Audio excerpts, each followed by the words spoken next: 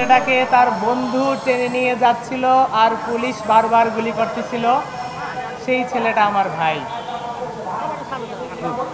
আপনারা জানেন যে আমরা অক্লান্তভাবে আজকে 7 মাস ধরে অর্ধ বছর পেরিয়ে গেল প্রত্যেকটা হত্যার বিচারের জন্য ধারে ধারে ঘুরতেছি, কিন্তু আমরা বিচারের ন্যূনতম কিছুই দেখতে পারতেছি না। আজকে বিচারের কি দেখতেছেন? আদৌ কি এই বাংলার মাটিতে এই শহীদদের হত্যার বিচার হবে?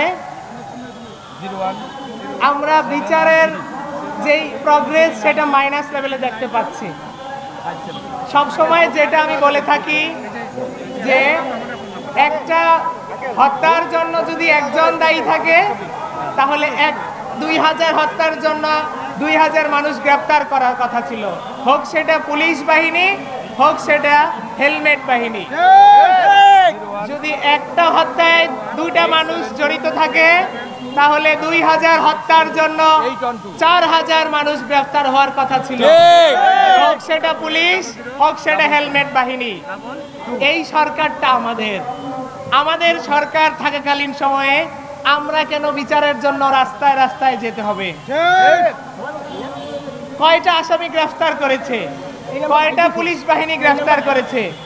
এই পর্যন্ত স্বরাষ্ট্র মন্ত্রণালয়ে স্বরাষ্ট্র উপদেষ্টার সাথে কমপক্ষে 5-7 বার মিটিং করা হয়েছে, আইন উপদেষ্টার সাথে 5-7 বার মিটিং করা হয়েছে খালি আসামি গ্রেফতারের জন্য।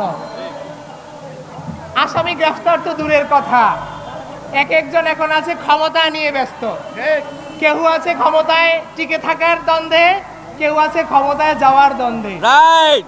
কিন্তু এই যে যাদের রক্তের বিনিময়ে এই দেশটা স্বাধীন হলো, দ্বিতীয় স্বাধীনতা যে আমরা বলি অর্জন করেছি, আপনারা দেখেছিলেন কিছুদিন আগে সচিবালয়ে আগুন ধরেছিল, প্রত্যেকটা উপদেষ্টা এটা নিয়ে বিবৃতি দিয়েছে, তাদের ঘুম মনে হয় হারাম হয়ে গেছে। কিন্তু এই যে 2000 মায়ের সন্তানকে হত্যা করা হলো নির্বিচারে, তাদের বুকে যে আগুন জ্বলতেছে এই পর্যন্ত কোনো উপদেষ্টা বিবৃতি দিল না, বা আসামি গ্রেফতারের কথা কোনো স্বরাষ্ট্র উপদেষ্টাও বললো না, আইন উপদেষ্টাও বললো না। স্বরাষ্ট্র উপদেষ্টাকে আমি দৃষ্টি আকর্ষণ করে বলতে চাই, আপনি চেয়ারে বসে থেকে তো কিছু করতেছেন না, তাহলে চেয়ারটা শূন্য থাকলে যা হতো আপনি থেকে থাকা অবস্থা তাই হচ্ছে। তাহলে আপনি চেয়ারটা শূন্য করে দিয়ে চলে যান, আপনাদের পায়ের দিকে তাকিয়ে দেখেন, আপনাদের পায়ে থেকে এখনো রক্তের ছাপ যায়নি।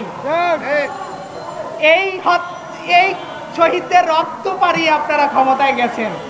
আপনারা দেশবাসীর কাছে জানান যে আজকে শহীদ পরিবার তাদের যারা এই দ্বিতীয় স্বাধীনতার ফল ভোগ করতেছে, এই শহীদদের রক্তের বিনিময়ে, আহত ভাইদের অঙ্গের বিনিময়ে, রক্তের বিনিময়ে, আজকে তাদের যদি হত্যার বিচার না হয় তাহলে তাদের রক্তের সাথে বেঈমানি করা হবে। আপনাদের কাছে আহ্বান জানাই, আপনাদের মাধ্যমে প্রত্যেকটা হত্যার বিচারের জন্য আমি দেশবাসীকে আহ্বান করব যে আপনারা আবার জেগে